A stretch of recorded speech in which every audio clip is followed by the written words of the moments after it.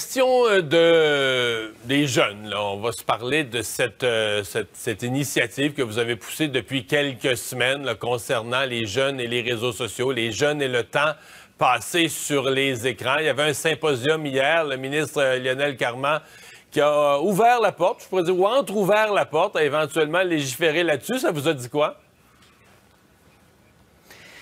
Mais ça fait en fait bientôt 2 mois que le Parti québécois est intervenu. J'ai pris une marche le dimanche, j'ai diffusé mes inquiétudes, un certain nombre de solutions, et ça a enclenché une discussion où je suis agréablement surpris du nombre d'interventions d'experts et de parents et de gens dans le domaine de l'éducation pour nous parler non seulement du phénomène des problèmes de santé mentale et de santé physique en lien avec les écrans, mais surtout sur la gravité des problèmes de santé que ça génère.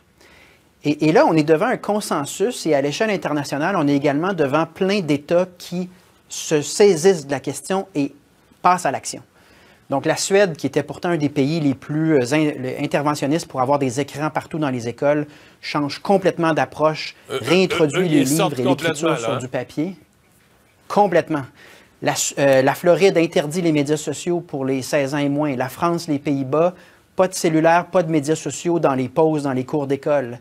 Je ne ferai pas la liste de tous les pays qui font quelque chose. J'ai insisté à plusieurs reprises. On a fait une motion du mercredi là, pour vulgariser. C'est les motions avec débat qui sont les plus sérieuses, les plus longues. Et le gouvernement a voté à 70 voix contre 30 sur une motion qui enjoignait le gouvernement à agir pour l'année prochaine au niveau du temps d'écran des jeunes. Réduire ce temps d'écran-là.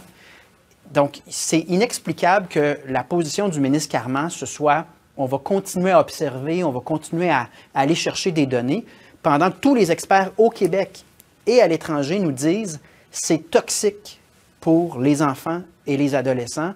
Et les solutions, il y en a plusieurs, elles sont en cours dans différents pays dans le monde. Donc, nous, on va continuer à talonner le gouvernement tant qu'on n'aura pas des changements concrets. On est vraiment passé le stade de l'observation et de la réflexion. Tous les experts nous le disent. Vous avez mentionné différentes juridictions là, qui ont pris des mesures. Il y a nos voisins en Ontario, c'est différent, parce que c'est pas le gouvernement comme tel, mais les centres de services scolaires ou un groupe de centres de services scolaires de l'Ontario a carrément lancé une poursuite, là, une démarche judiciaire contre les réseaux sociaux pour leur côté, on va dire, volontairement créer une dépendance là, pour les outils qu'ils ont mis en place, là, qui ont pour objet là, démontrer les algorithmes qui ont pour objet de créer une dépendance. Est-ce que ça vous apparaît porteur? Est-ce que vous pensez que le Québec pourrait joindre une démarche de ce genre-là? Il ne faut pas l'exclure. Je ne vous cacherai pas que mon approche, c'était les écoles d'abord et avant tout, c'est-à-dire que le gouvernement montre l'exemple dans un premier temps. Mais il ne faut pas l'exclure parce que ça fait drôlement penser aux poursuites au tout début de la lutte contre le tabagisme, il y a maintenant quelques décennies.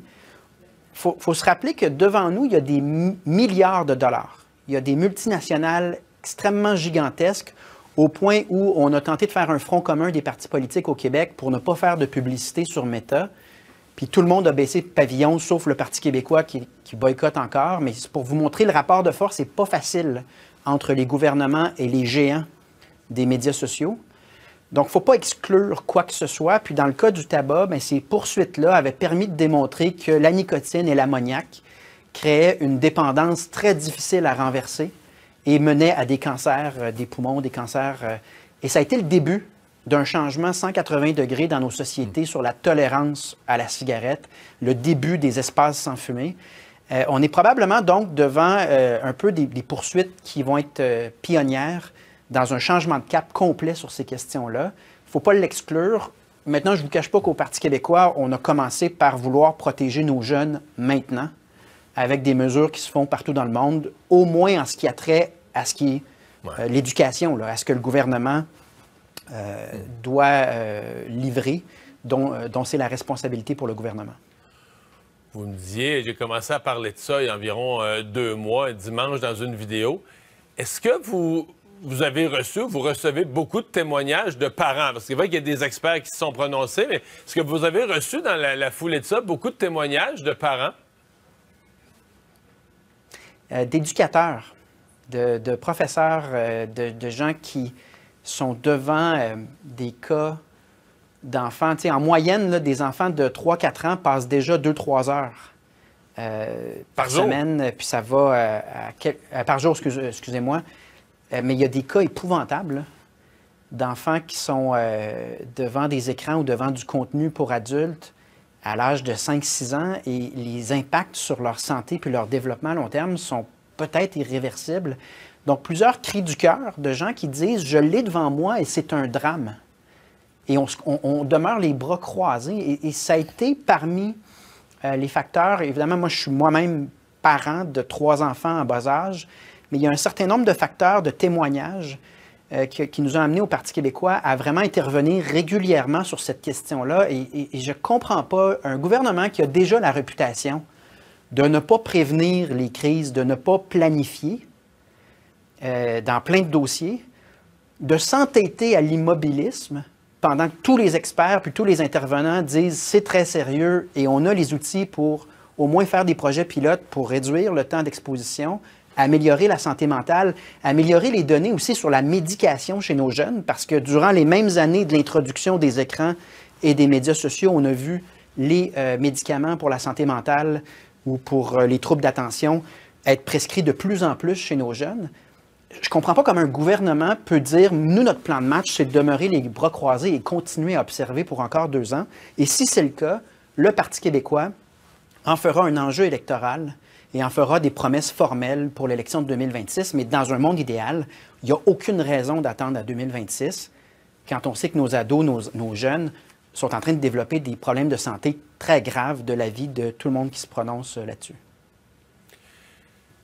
Dans un autre ordre d'idées, vous retenez quoi de la journée d'hier? Je ne parle pas de votre émerveillement personnel sur l'éclipse, mais de la façon dont ça a été géré, de ces... on dit peut-être 28, selon ce qu'on voit, ou peut-être un peu plus, des centres de services scolaires qui étaient fermés, des garderies aussi qui ont semblé gérer ça là, vraiment dans une sorte de peur à mettre là, des sacs de vidange dans les fenêtres. Qu'est-ce que vous retenez de la journée? Bien, je vais quand même glisser un commentaire personnel qui ressemble à ce que j'ai entendu en début d'émission, de la façon que je l'ai vécu, et je l'ai vécu avec des étudiants du cégep Édouard-Montpetit, parce que je donnais une conférence là-bas. C'est un moment très touchant et important parce qu'on réalise à quel point nos vies puis notre place dans l'univers est tout petite. C'était vraiment grandiose comme moment. Le gouvernement, je viens d'en parler, disons que c'est la prévisibilité, la planification, c'est pas son fort. Et pourtant, le ministre de l'Éducation a demandé plus de pouvoir dans un projet de loi qui a été adopté en décembre dernier. Il a les pleins pouvoirs pour donner une directive. Ça peut être prévu des années à l'avance parce qu'on connaît la date de l'éclipse.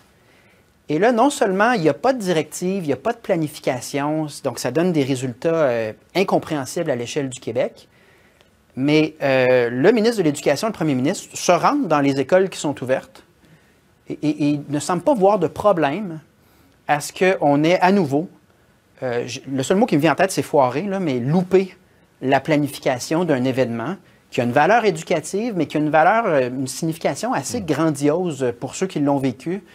C'était pas rien et c'est dommage.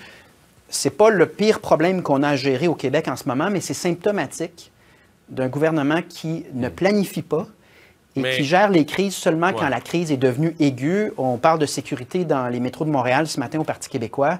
C'est un autre exemple où est-ce qu'on se dit, mais est-ce que le gouvernement pourrait s'intéresser aux politiques publiques en amont au lieu de faire des communications quand la crise ou une situation inexplicable comme celle-là là, pour l'éclipse est devenue... dans le cas des écoles, là, quand le ministre a voulu se donner plus de pouvoir là, dans la loi à laquelle vous avez référé, l'opposition était contre ça. L'opposition disait, mais là, on veut pas une dictature, on veut un réseau. Chaque centre de service scolaire a son autonomie pour gérer ses affaires. Là, est-ce qu'on veut l'autonomie des centres de service scolaire ou on veut des pouvoirs au central pour dire, ben là, l'éclipse, vous allez tous rester ouverts? C'est un bon point que vous faites, mais vous me permettrez, pour un gouvernement qui s'est battu pour une centralisation qui donne des problèmes de mur à mur sur d'autres politiques, là, dans le cas de l'éclipse, on peut donner une directive à l'échelle du Québec. Là. Dans d'autres cas, c'est parce que les réalités régionales ne sont pas les mêmes. Il faut être capable de s'ajuster. Mais ce gouvernement-là insiste en santé et en éducation, non seulement pour centraliser les pouvoirs sur le plan politique, mais aussi pour avoir des centres de services qui sont très à l'écoute de l'image du gouvernement. Bien là, ils ont une obligation de démontrer que ce modèle-là fonctionne. Et vraiment, sur celle-là, c'est un autre cas où est-ce qu'il n'y a pas de planification, comme pour le temps d'écran. Il faut que les partis d'opposition, les experts, les parents se plaignent et se plaignent pour que tout d'un coup, peut-être, on considère faire quelque chose. Puis encore là, sur la table en ce moment, sur le temps d'écran, il n'y a rien de concret. Donc les oppositions vont, en tout cas le Parti québécois va continuer à faire son travail là-dessus. Puis j'invite les autres oppositions à embarquer sur cet enjeu-là. Pour l'éclipse, malheureusement, c'est ça qui est ça. Paul Saint-Pierre Plamondon, merci beaucoup. C'est passé. Au revoir. À une prochaine. Chef du Parti québécois.